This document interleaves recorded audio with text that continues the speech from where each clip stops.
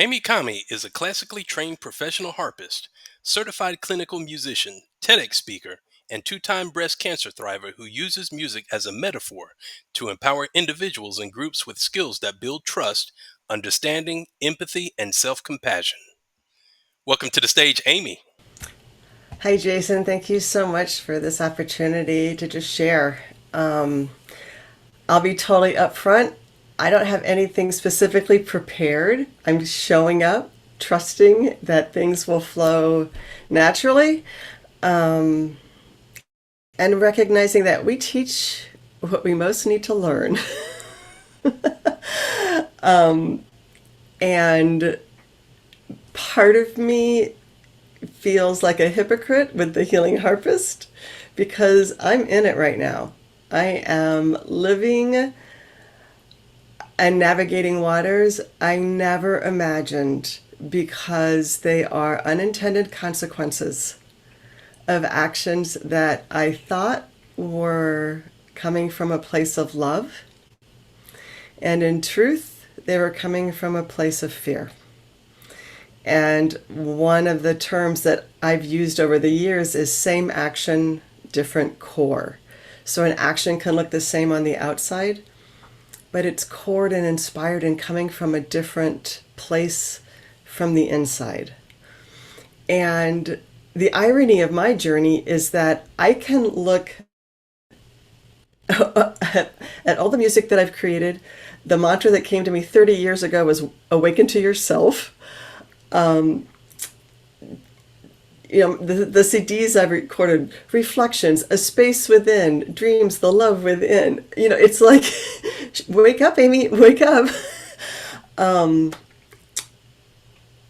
it's like the programs that I've shared with the healing power of music, using the harp as a metaphor for the fullness of who we are, like all of these strings representing different aspects and feelings and beliefs and experiences.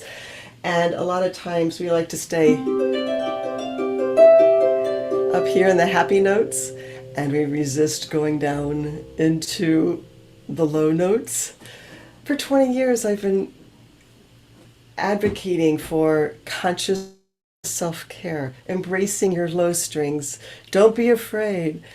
And I'm here, even as this morning, having conversations saying, turn the mirror, look at your fear, look at all of this, be honest, be truthful. And to be completely honest, I have been afraid of the fullness of who I am. I have been afraid to speak truth. I have been afraid to feel. And for years, the connection that I made with that was that I'm adopted. I was adopted when I was a month old. The beauty of that is that I was adopted into a family where both my parents were music teachers. Both of my parents were the epitome of compassion. I had love surrounding me and nurturing my gift. So I never questioned like where I was. My philosophy is everything happens for a reason. My paradigm is whatever is happening, there's a lesson there. There's a learning there. And yeah, growing up, playing the harp. I started harp when I was 10 years old. So like I was always like a focus of attention. And yet that brought with it judgment, fear of standing out, fear of being, if I'm judged, people might not like me. So then I'll be alone and then I'll die. And that thread, I have been aware of that thread of connection for years. And then it just keeps spiraling. That deep unconscious fear of, I guess, We talk about epigenetics, we talk about inheriting the burdens of our ancestors, the generational patterns that get passed to us. I met my birth mother.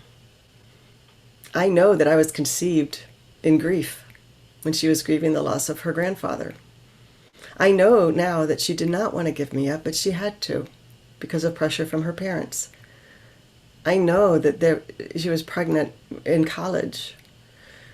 Those feelings of shame and not being wanted, but not being able to do what you want, not being able to protect your child.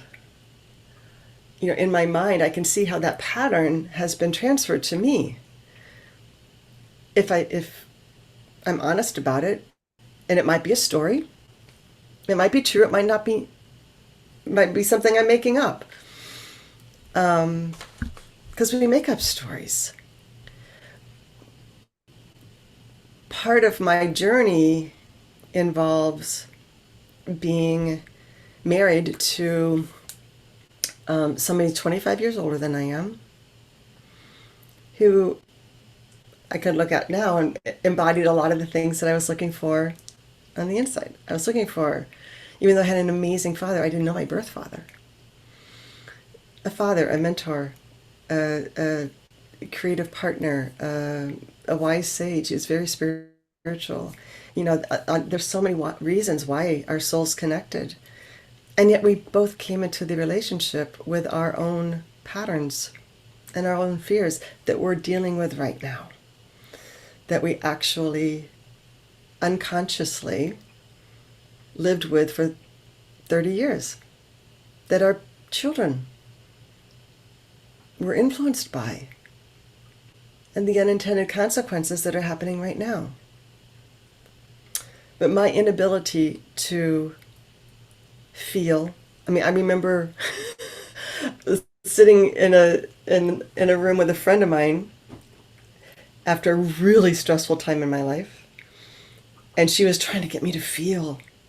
And I'm like, I am done feeling. I did all my feeling in Florida, and I had just cut it off because it was too painful. And honestly, I didn't have the skills necessary to deal with my feelings. Even though I grew up in the most loving household. I was talking to my brother and sister. I have a sister who's adopted as well, and my brother was a natural child. And I was sharing with him some of the things that we're going through now. And he's like, you know what, Amy? Our parents were unicorns. We don't find families like this. Unconditional love, unconditional support. It was just ideal on one hand, and yet I didn't know how to deal with conflict.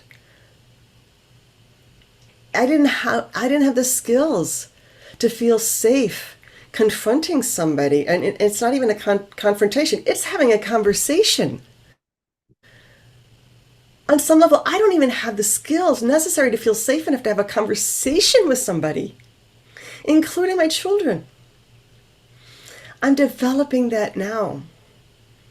I am working with a therapist for the first time in my life because up until now, I didn't feel safe not being, because I felt I was going to be judged. And if I was judged, then I would be left alone, and then I would die.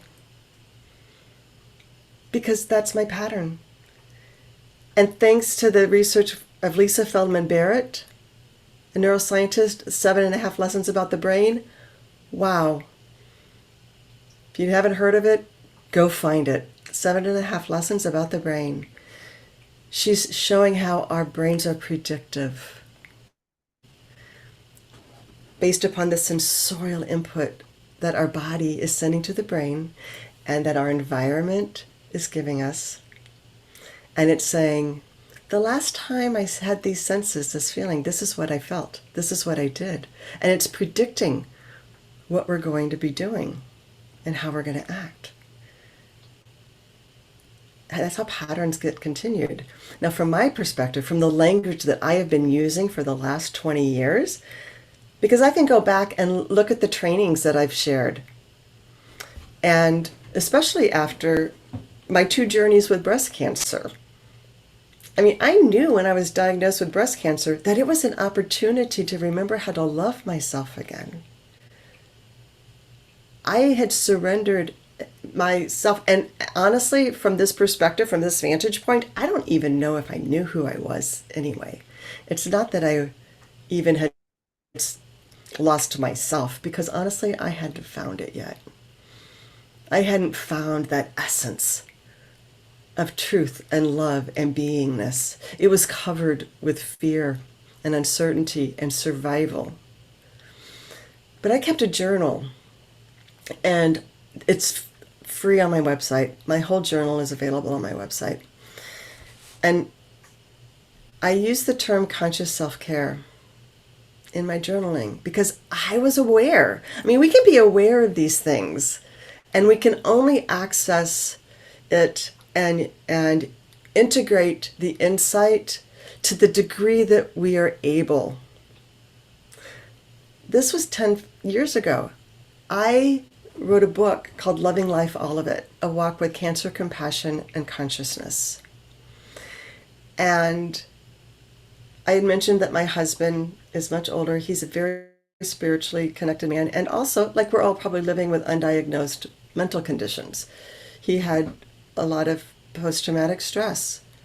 But he was also this creative, spiritual, he received this. Could it have been a psychotic episode? Absolutely. Could it have been? We could put labels on all sorts of things. But my perspective has been influenced by this gift that sees our evolution from this higher perspective. So I'm living my journey with breast cancer from this very, very personal, help me find this self-love, help me recognize these unconscious patterns, and then seeing how it influences with my surroundings and my community and my caretakers and my family, and then seeing how it is being influenced by this bigger collective. So I have this perspective, and I'm learning these life lessons. And the book, I wrote a book that contains beautiful imagery of these life lessons that I've learned. I am strong. I am compassionate. The only way to know a feeling is to feel it. Judgments and assumptions restrict possibilities. Change is constant, so dance within the moment. Release attachments and live fully without masks. I am joy. My healing comes from within. I am peace. I am love. I am not my experiences. I am so much more. I go back and I read the journals, and I recognize where I was in my awareness. I also recognize that when my mom read this book, and part of my story was that when I was after I was born, I was put in an orphanage and left alone in a crib to cry. That feeling of abandonment, that picture in my head, because my brother would jokingly say when we were young, when it was 2 against 1, when my sister, because we're both adopted and he's not, and when kids get mad and they get angry, they'll say things that are really mean. And my brother would say things like, well, at least my mom kept me. And that gets in. I mean, we kind of joke about it now. And I tell him that I share that story when I'm talking. But it gets in. And then I wrote this story about it, that I was just left alone. And my mom was like, Amy, that's not true. You were adopted through Catholic Charities. Those nuns would not put you down. You had so much love around you, surrounding you. I've always had love around me, but the walls that I created inside created the fear that I've lived with. That fear of survival, my whole life. I can see how that energy, that belief, has been twisted around so many choices. And now, just now, where I am on my journey, what I share with others is creating harmony within and around us. I love to introduce the ideas of sympathetic resonance using tuning forks. Like we have all this energy inside of us. We have all this energy outside. It's like two tuning forks. When the frequencies are the same, they begin to sympathetically resonate. I did a TEDx talk about this called Building Tolerance and Empathy Through Music. And music helped me recognize some of my fears. And it was listening to heavy metal music that the kids were listening to. You know, I felt that music is angry and loud and forceful. Well, it's because it was sympathetically resonating that frequency inside of me, that fear and that anger that I was unwilling to recognize. But I would feel it because it was inside of me. And then I could turn the mirror and ask questions. You know, what am I angry about? What am I afraid of? And again, my mind would only allow me to answer to the degree that it would allow me to answer, because it was keeping me safe. It was protecting me. Just in the last couple months, actually just in the last month, I've been introduced to a methodology called internal family systems. And it's a way of acknowledging and recognizing the parts within us. Like, a part of me wants to do this, a part of me wants to do that. And to be able to actually visualize and identify and befriend and understand and allow those parts of us the space to present and to speak their truths to us. And the book I'm reading is called No Bad Parts. And that's really, it's like the same thing I've been talking about for 20 years. There are no bad strings. It's part of the fullness of who we are. You know, and I found and recognized that part of me that needed to keep me alive, that needed to help me survive. And it was like this breath of fresh air to say, hey, guess what? You did your job. I survived. I survived. But guess what? I am going to die. Because we all are going to die. But in the context of right now, like, I'm 59 years old. You don't have to keep helping me survive, because I literally have lived in that cycle for 59 years, unconsciously. It's like, let's thrive now. Let's have fun. Let's really be the light that we are, and the love that we are, and radically experience a self-compassion for all of our parts, all of our pieces within and around us. Again, that's language I've been using for years. Compassion grows from within as we lovingly embrace all aspects of ourselves, creating harmony within and around us. It's within. That's the work. That's the joy. That's the self-discovery. That's the awakening to yourself. The self that is the soul self that is here to thrive and live and love and shine. And that is the self that gently goes to all of these parts of us and says, hey, thank you. Thank you for all the burdens that you've taken on. Thank you for everything that you've done to be a part of the fullness of who we are. It's so interesting because in that place, it's like, it's hard for me to even say I, because it's we, and it's we. and it flows from within out. And so, yeah, that's where we are, where I am in the fullness of the I.